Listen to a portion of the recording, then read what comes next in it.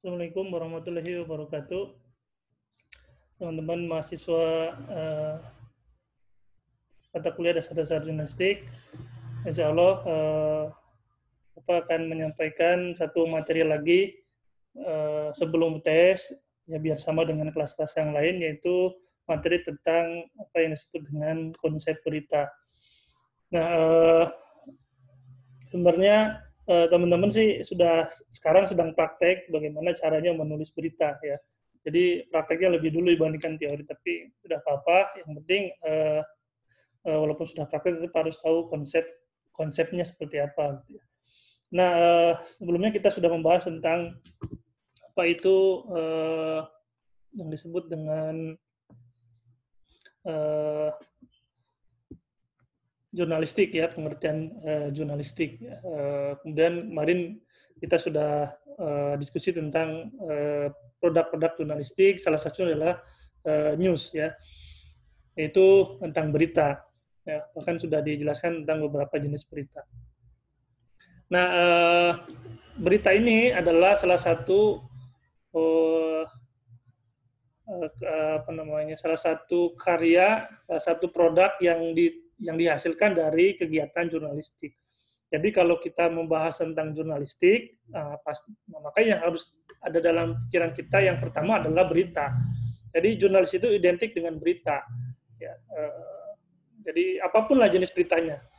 Di jurnalistik itu identik dengan berita, sehingga sebagai mahasiswa komunikasi, khususnya mata kuliah dasar-dasar jurnalistik, ya teman-teman harus paham apa itu berita. Berita juga mungkin sudah teman-teman sering dengar ya katanya, kalimatnya, mungkin juga sudah sering baca, sering mendengar, dan juga sering menonton di televisi. Nah, kita akan bahas dari mulai pengertian berita itu apa, itu definisi berita itu apa. Ini ada beberapa definisi berita, misalnya dari Paul de Messenger, ya, news atau berita adalah sebagai informasi atau sebuah informasi yang penting dan menarik perhatian serta minat khalayak pendengar.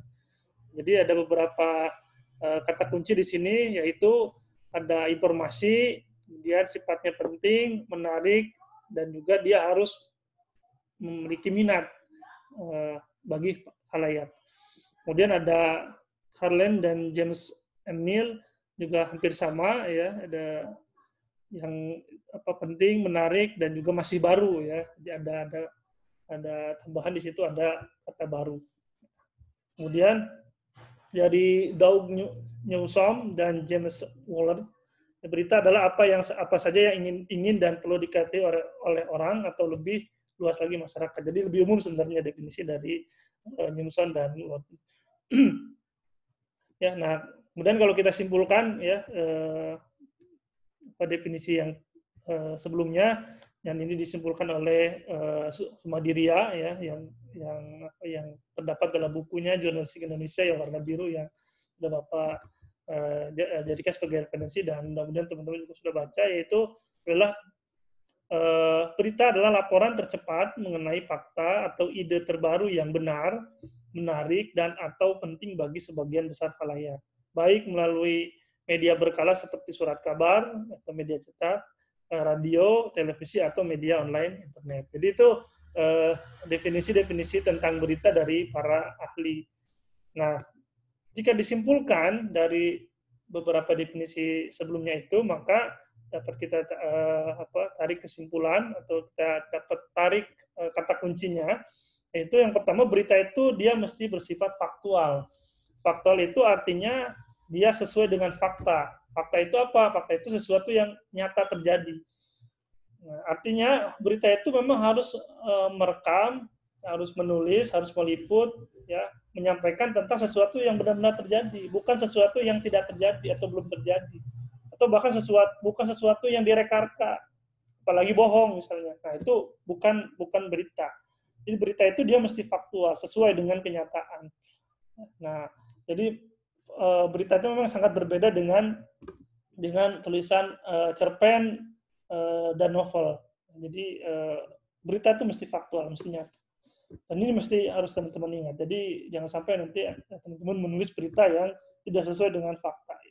Kemudian yang kedua itu berkaitan dengan penting. Nah, penting di sini maksudnya adalah penting untuk khalayak luas, untuk publik, untuk masyarakat. Bukan penting menurut kita sendiri, ya bukan penting menurut kelompok kita, tapi penting untuk masyarakat. Nah, apa ciri-ciri penting untuk masyarakat? Biasanya dia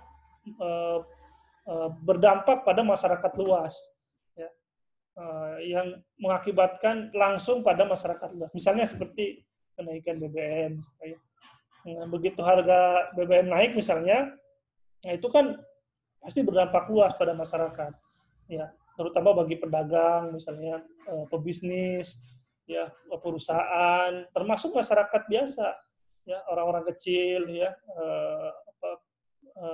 tukang ojek gitu ya, tukang beca, tukang sayur, termasuk kita sendiri misalnya di lingkungan pendidikan itu mungkin juga akan kena dampak. Jadi biaya SPP jadi naik dan seterusnya. Nah, itu penting ya. Jadi penting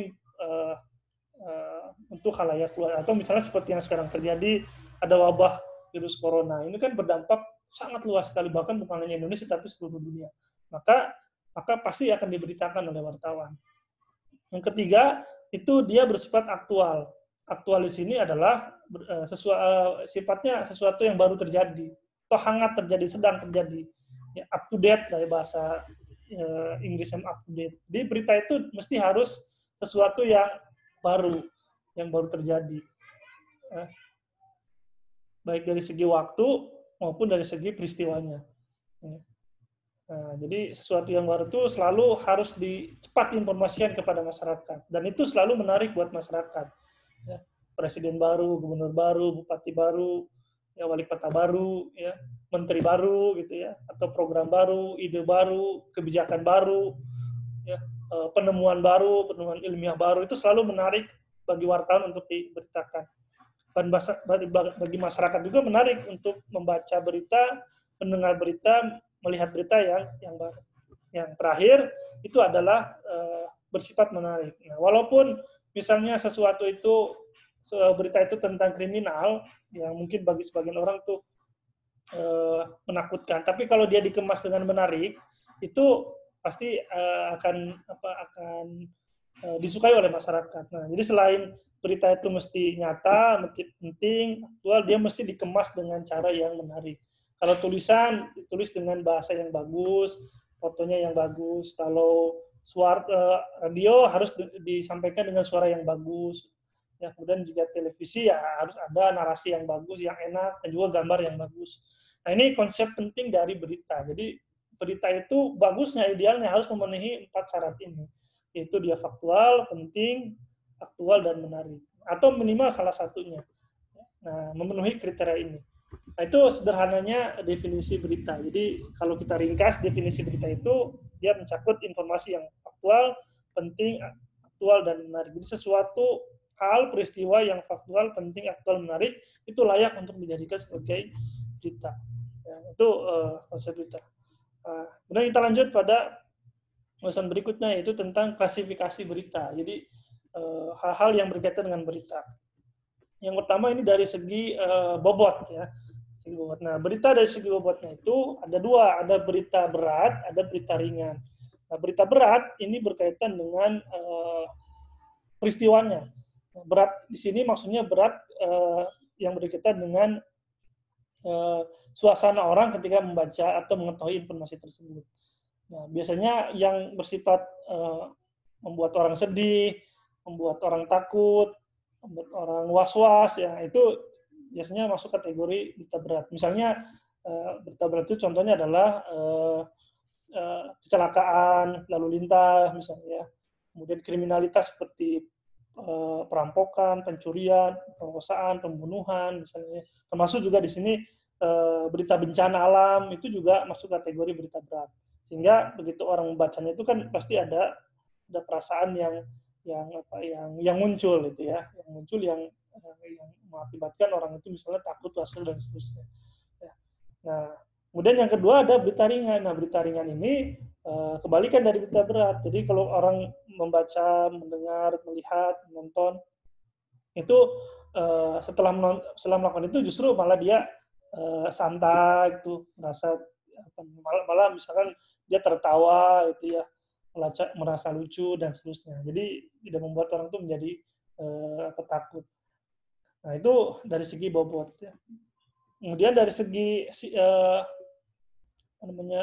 karakter ya atau sifat ya, ada dua, yaitu berita diduga dan juga berita tak diduga. Nah, berita diduga itu maksudnya peristiwa-peristiwa yang bisa kita prediksi, bisa kita tahu sebelum peristiwa itu terjadi. Misalnya begini, misalnya besok ada pemilihan umum misalnya. Nah, itu kan peristiwanya belum terjadi, tapi kita sudah tahu bahwa nanti besok akan ada pemilihan. Sehingga kita sudah bisa merencanakan dari awal ya, akan meliput tentang apa, aspek yang mana yang mau kita liput, siapa yang akan kita wawancarai, ya, kemudian siapa yang akan kita jadikan gambarnya, diambil gambarnya dan seterusnya. Jadi kita sudah menduga dari awal dan kita sudah tahu peristiwa itu akan terjadi kapan, di mana, hari, waktunya jam berapa. Nah, itu seperti berita-berita yang sudah terjadwalkan, ya, seperti seminar, diskusi, ada konferensi pers, ada pertandingan sepak bola, misalnya, kemudian ada launching produk tertentu dan seterusnya. Itu berita dua. Dan itu berita dua itu bisa dibuat dengan cara yang mudah karena kita sudah tahu lokasinya. Nah, beda dengan yang berikutnya itu berita tak diduga. Nah, berita tak diduga ini berarti kita nggak tahu kapan terjadinya. Ya, kita juga nggak tahu di mana lokasinya, waktunya terjadinya kapan, seperti apa peristiwanya. Jadi kita nggak tahu sebelumnya.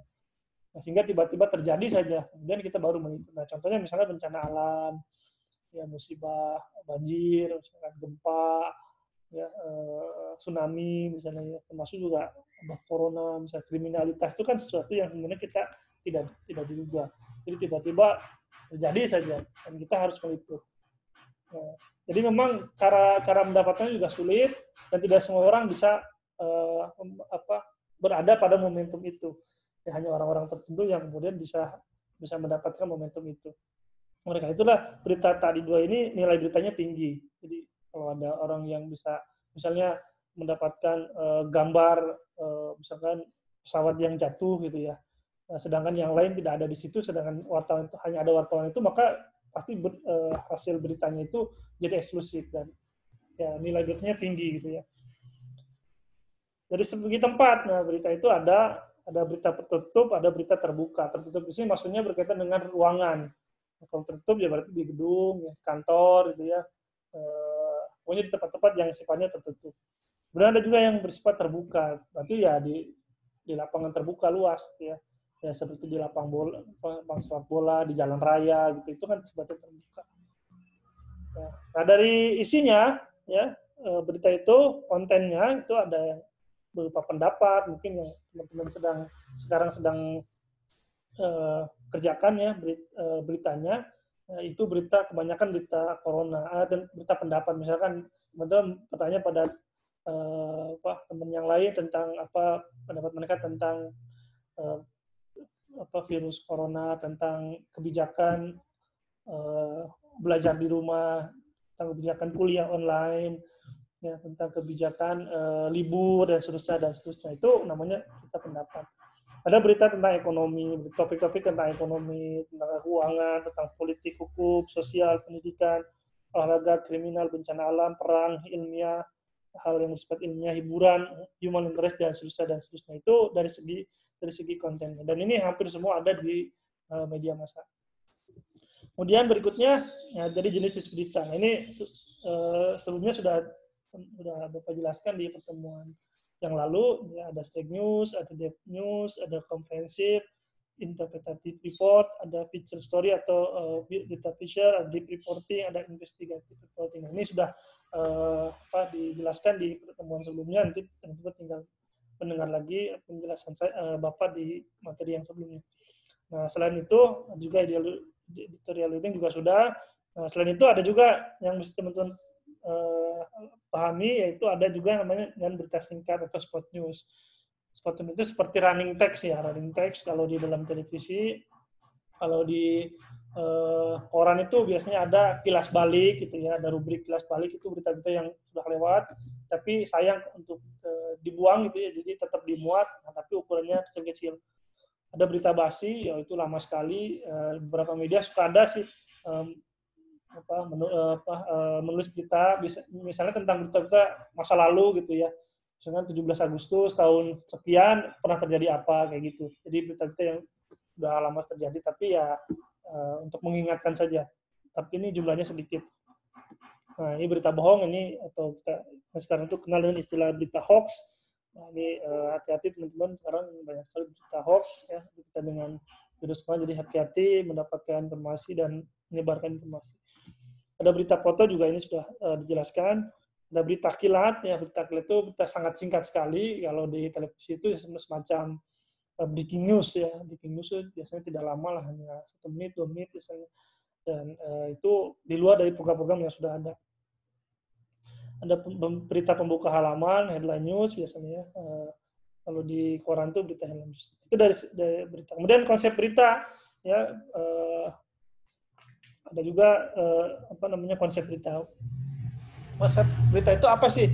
Jadi berita itu bisa dianggap sebagai laporan tercepat. Jadi melaporkan hal yang sangat cepat, melaporkan dengan sangat cepat sesuatu yang sedang terjadi, bahkan langsung dari lapangan.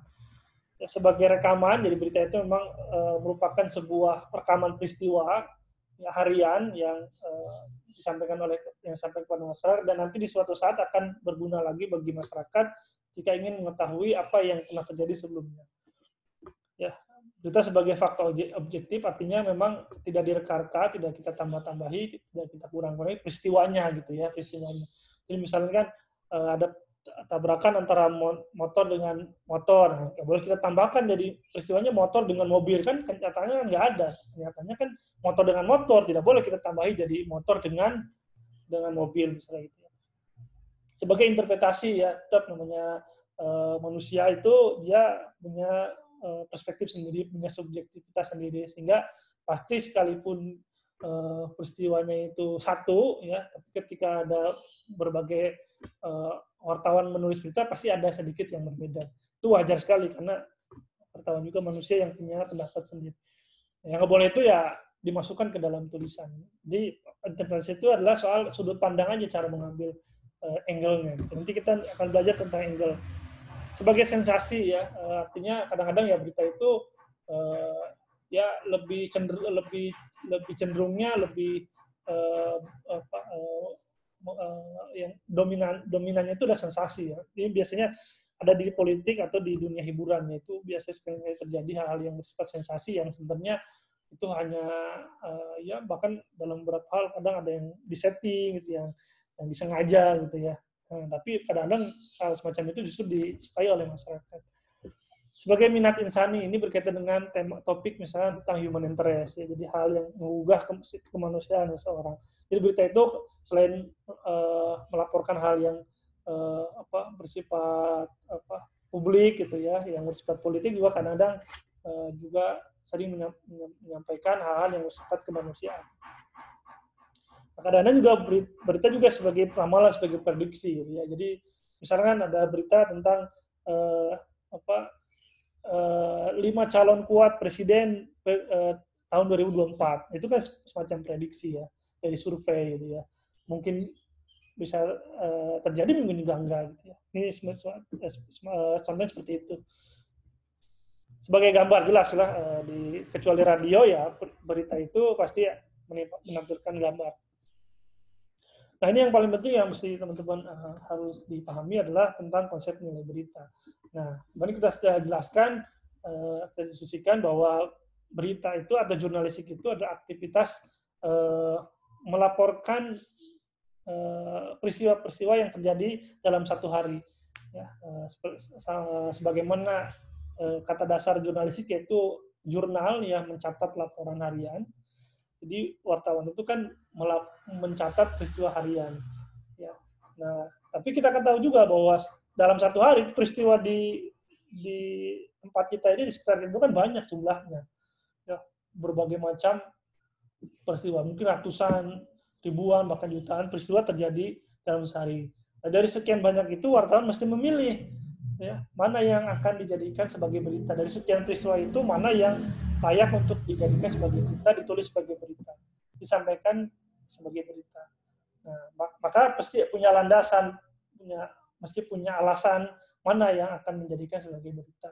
Nah, landasan, alasan itu yang kita sebut dengan nilai berita.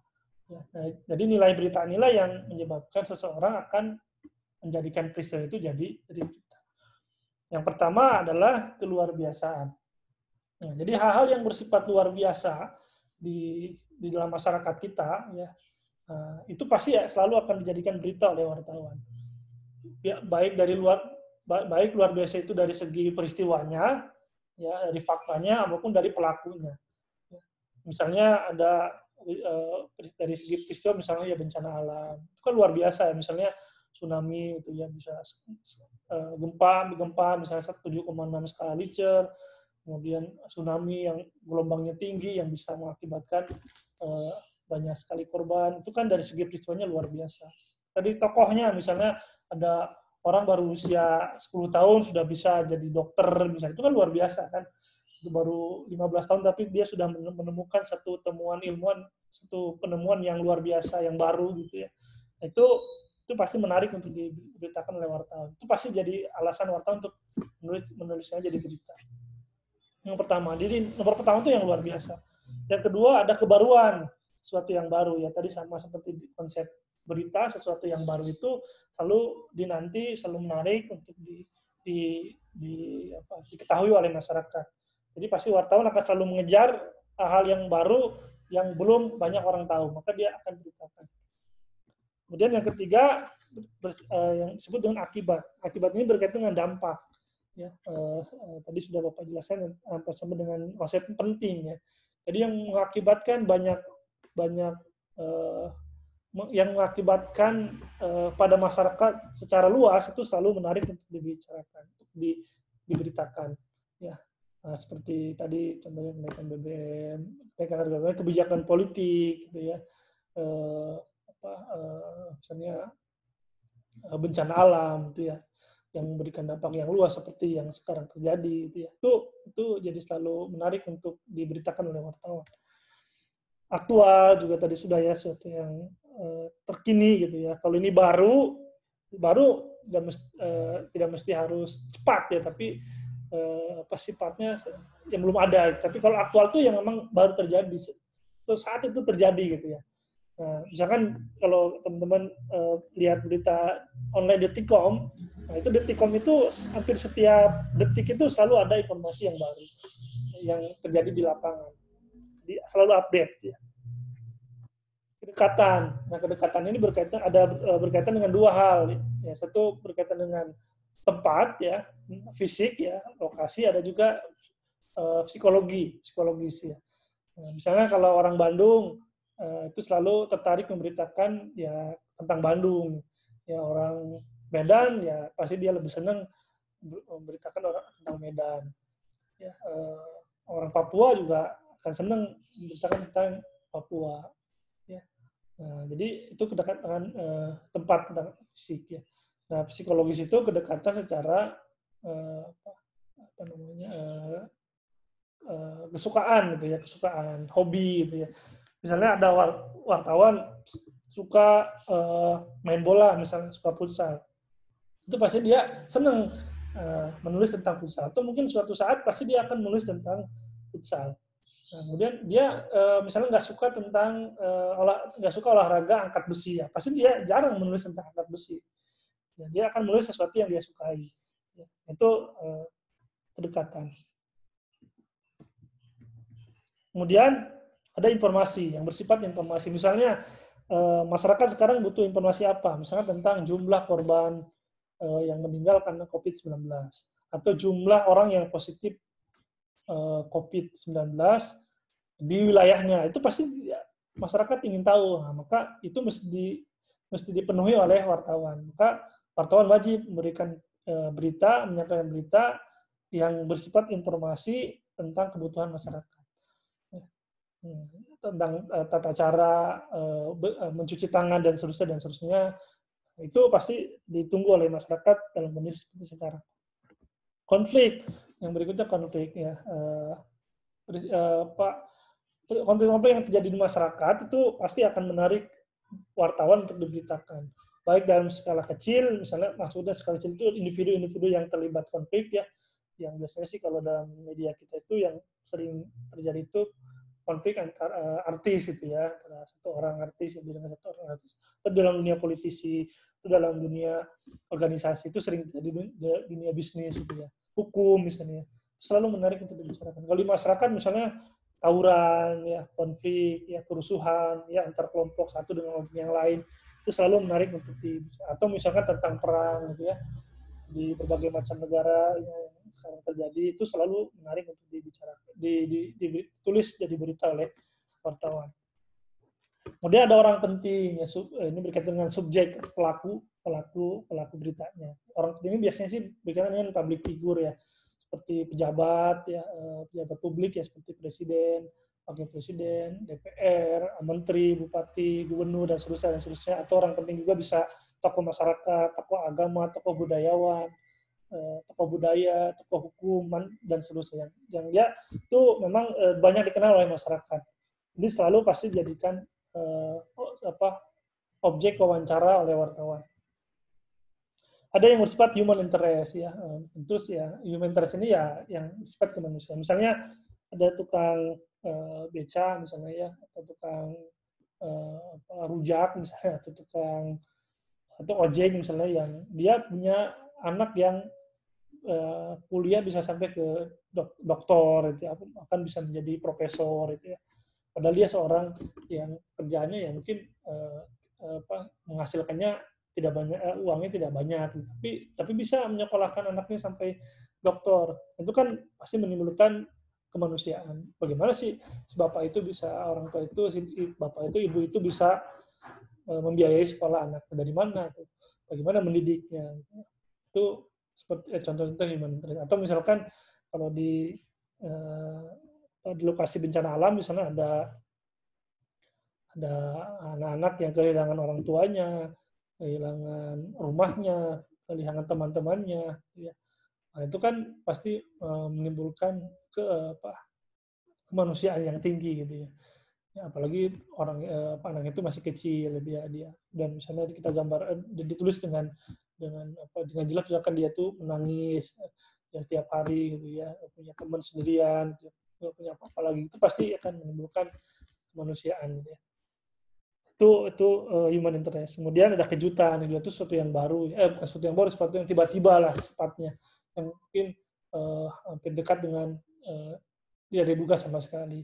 Misalnya tiba-tiba Anies Baswedan mengundurkan diri dari Gubernur Jakarta sebagai Gubernur Jakarta. Padahal nggak ada informasi sebelumnya bahwa dia mau mundur.